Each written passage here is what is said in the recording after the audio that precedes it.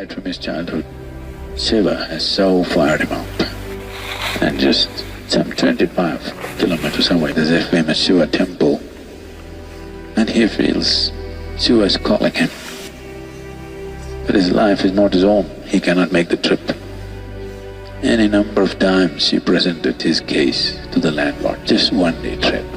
I will go to the temple and come back. Landlord always said, today there is weeding, day after tomorrow there is fertilizing, day after tomorrow there is some other work, you have to till the land. Now, 1 day you can't waste, what do you think? As it is, you're a useless fellow. 1 day you want to waste in a life. Any number of times presented the case. This started building up with a name. He wants to see Shiva. This time he went and stood in front of the landlord with a different kind of dignity that a bonded labor never knows, not supposed to have. And the landlord started off, "You idiot, last time your mother was sick, before that your sister was getting married, before that your grandmother died 3 times over. Now you want to go to the temple, nothing doing." He said, "I'll do all the work today, tomorrow, just a day trip, I will go and come."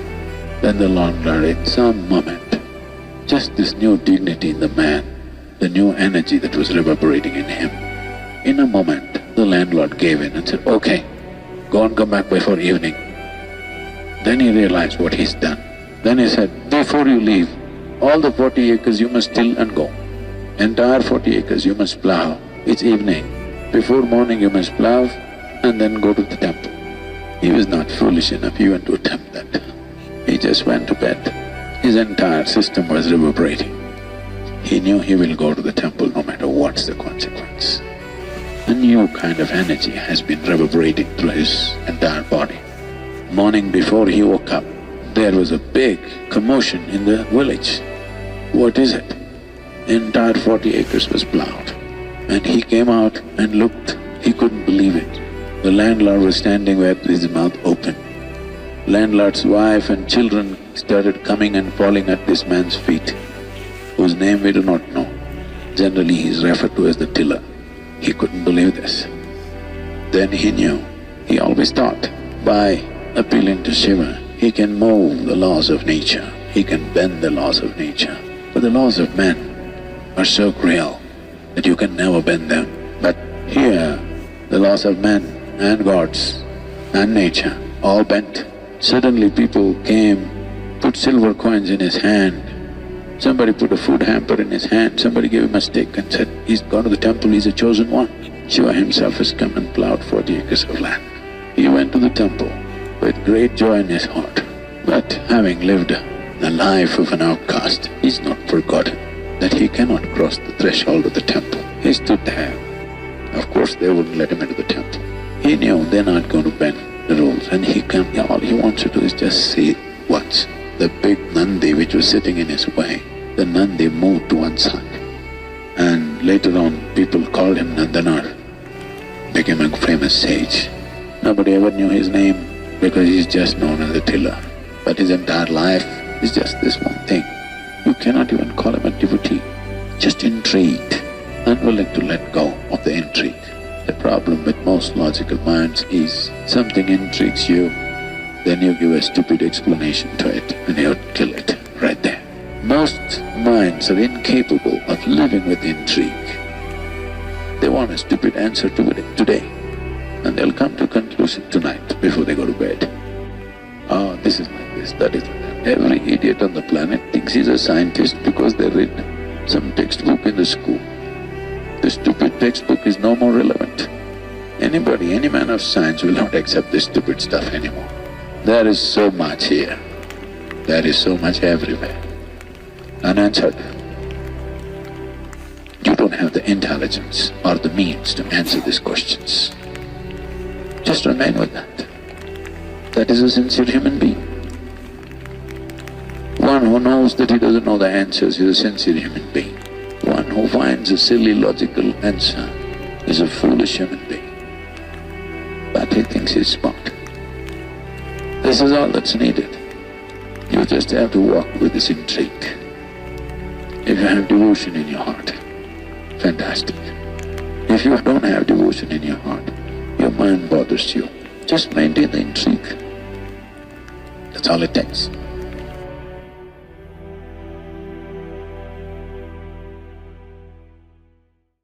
Maya Mahar was… nobody really knows where she came from, but looking at her physical features, most probably she came somewhere from northeastern states, either from Nagaland or somewhere where the features are mongoloid. She could be from Tibet for all you know, because I think she never spoke, is that so? She never really spoke. So she was in the town of Kanyakumari, which is the very tip of southern India, the Indian peninsula. So she just wandered the streets like a beggar. She walked around, but with a different kind of pride in her. And all the local dogs gathered around her and became her friends. So she had built a whole dog family because she fed them. Whenever she got any food, she naturally fed them, even if she didn't eat. So she went to such extremes. In South Indian hotels, some of the dishes, you never buy them, I'm telling you. Some of the dishes are displayed in a glass case in front of a restaurant, like idli, not idli usually, vada, some sweet and laddus. These are usually done on a holy day like a full moon day. They are today special. So she would go to that extent that she would grab this food and throw it to the dogs. So there have been incidents where a few times she's been beaten up and abused and everything. So she was getting the social harsh treatment because she's seen just as an irresponsible thief, not as a saintly person, because nobody could see anything saintly about her. Because a saint means he must be dressed in such a way, there must be 3 lines on his forehead and he must say the right things and and he must be lifeless. But she is punky. But sometimes people found her floating upon the waves. She was just floating upon the waves. That amazed people and they started looking at her with little more respect. Later on, some person who was involved in her old age, he brought her to a place called Salem and she lived there and she died there. She left her body there. Samadhi is a fantastic place. Fantastic means not in any way, it's just one cement thing, very barely built, a small house, but it's really strong, strong it is. So I happen to be in a small hill station which is close to this place. And that day happened to be a Paurnami, that is a full moon day. So somebody was talking about this Maya Mahar Samadhi and many things I had heard about her from many people. So we thought we'll drive down from the hill and just go there because it's Paurnami evening, let's see. And somebody came and said there's something special happening there on Paurnami evening. So when I went there at 5:30 in the evening, there was nobody. So we went in and sat in a small room, just 10 by 10 kind of room with a large picture of hers. She looks totally weather-beaten, like most of the Tibetan women, just about the same kind of face. But it's explosive, that place. And there is one particular devotee. This is a man about 50 years of age at that time. His face has become exactly like hers. This man is a Tamil man. He can't have Tibetan or Nepali or Nagaland features. He's a Tamil man. His face is almost like hers. Just the same his face has become. This is what devotion can do. Devotion is always the quickest way because when you create unwavering emotion towards something, everything in you just gets focused.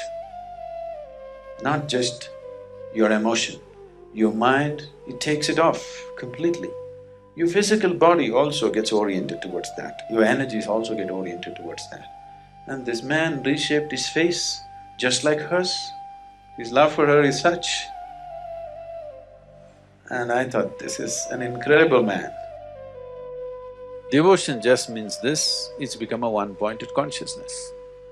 It is not wavering here and there, it's just one way. Once everything that is there in this being is put in one direction, things will happen in ways that you have not believed possible. I want you to just look back on the spiritual history of India. You will see devotees doing incredible things. Things that happened around them are too magical for anybody to believe. They had no knowledge, they had no other mantra tantra going with them. The only thing was single-pointed devotion, that's all.